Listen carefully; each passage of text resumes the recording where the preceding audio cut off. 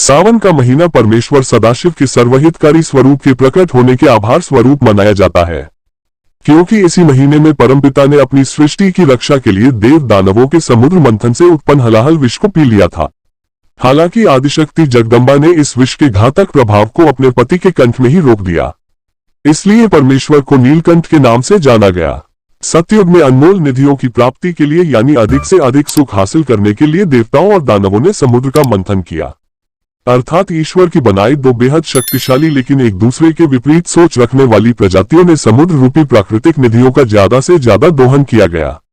इस समुद्र मंथन का माध्यम बने नागेश्वर शिव के गले में रहने वाले महानाग वासुकी, जिनकी कुंडली में मंदराचल पर्वत को लपेटकर समुद्र का मंथन किया गया था।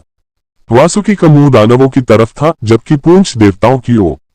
पर्वत को नीचे से भगवान विष्णु ने कछुए के रूप में आधार दिया था, लेकिन मंथन शुरू होते ही समुद्र से कालकूट और वासुकी के मुख से हलाहल विष की भयानक ज्वाला प्रकट हुई, जिसने पूरी सृष्टि को अपनी चपेट में ले लिया। ठीक उसी तरह जैसे संसार में इस समय मनुष्य द्वारा प्रकृति के अधिकतम दोहन से प्रदूषण और विनाशकारी मस्तिष्क द्वारा लैब में तैयार किया कोरोना वायरस चारों तरफ विनाश कर रहे हैं। हलाहल विष फैलने की वजह से देव दानव मूर्छित होने लगे और मुद्र मंथन का काम ठप हो गया था। तब उन्होंने भोलेनाथ से विनती की। महायोगी शिव ने अपने योग बल की ताकत से संपूर्ण विष को इकट्ठा करके निगल लिया। पूरी सृष्टि का हलाहल और कालकूट विष शिव ने अपने कंठ में धारण किया, जिसके कारण उनका गला नीला हो गया और उन्हें नीलकंठ के नाम से जाना गया। महाग्रीवा शिव के नीलकंठ में रखे विष को शांत करने के लिए पूरी सृष्टि ने उन पर शीतल जल की वर्षा की। शिवलिंग पर जल अर्पण करके हम भी इस प्रक्रिया में अपना सहयोग देते हैं। विष की ज्वाला समाप्त होने के बाद समुद्र मंथन हुआ और उसमें से लक्ष्मी, शंख, कौस्तुभ मणि, ऐरावत हाथी, पारिजात का पेड़, उच्चैश्रवा घोड़ा, कामधेनु गाय, ब्रह्मा और उर्वशी जैसी अप्सराएं, समस्त औषधियों के साथ वैद्यराज धन्वंतरी, चंद्रमा, कल्पवृक्ष, वारुणी, मदिरा और अमृत निकला। लक्ष्मी को भगवान विष्णु ने ग्रहण किया। हाथी, घोड़े, कल्पवृक्ष, अप्सराएं देवताओं को मिली। मनुष्यों को मिला धन्वंतरी का प्राणदायक आयुर्वेदिक ज्ञान। दानवों ने वारुणी मदिरा प्राप्त की।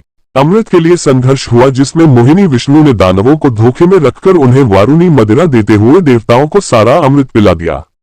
लेकिन इस उपलब्धि से पहले समस्त लोकनाथ शिव को कालकूट हलाहल विष पीना पड़ा। जगत माता पार्वती ने उनका गला पकड़कर विष को कंठ से नीचे उतरने से रोका। सर्वेश्वर शिव के अंदर संपूर्ण सृष्टि समाहित थी। यदि कालकूट विष नीचे उतरता तो संपूर्ण सृष्टि का विनाश हो जाता।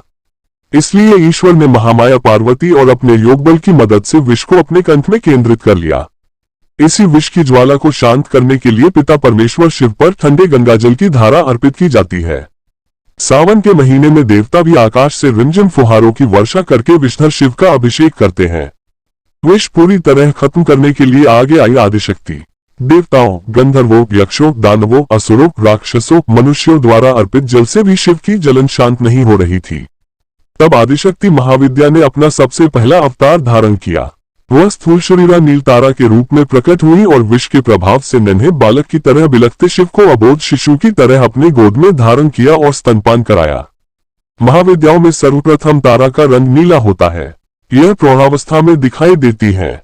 वैसे तो शिव अजन्मे और अविनाशी हैं, लेकिन स्तनपान कराने के कारण भगवती तारा को शिव की माता के रूप में जाना जाता है। माँ तारा की पूजा बौद्ध परंपरा में भी होती है। महाशक्तियों में उनका स्थान महाकाली से भी पहले होता है।